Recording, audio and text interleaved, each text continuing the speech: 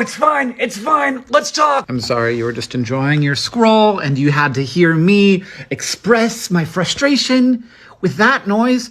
But I find this very frustrating. There are two phenomena at work here.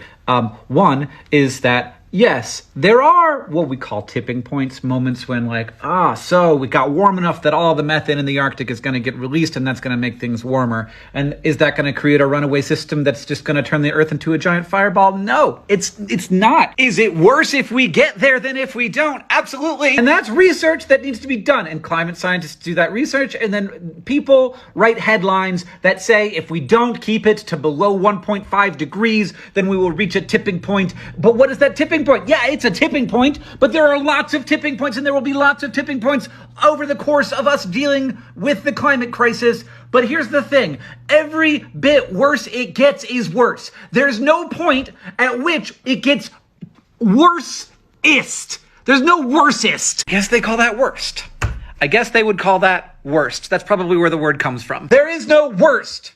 There is just worse and worse and worse and worse. Are there no turning back zones? Absolutely. Welcome to them. We're already there. The world in the future is not going to look like the way that it does today. We arrived. We're here. Have we gotten to the worst it can be? No.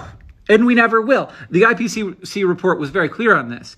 Every fraction of a degree more makes this harder to deal with, increases global suffering, makes habitat destruction worse, increases the odds that there will be more hunger than there needs to be, more conflict than there needs to be, more people displaced than there needs to be. And that's scary, but it also means every bit of good we can do prevents suffering. The other thing at play here is that people see this as a way out, as a way to not care anymore. And so it's seductive. It's appealing. It's a nice feeling. It's like, hey, I had to worry about this thing, but instead I'm going to not have to worry about it anymore because, look, we already hit our tipping point.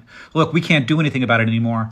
And I'd be nice. It'd be nice to not have to care, but I'm sorry, we got to care. Everything you can do helps. And is that a lot of pressure? Yeah. Do we need that pressure in our lives right now? Probably not. That's a lot to deal with. And people would rather not deal with it. And this is such a seductive thought, and it's such a good headline that dynamic is going to continue, and we have to continue fighting against it. Why? Because it's fake. It's just not real.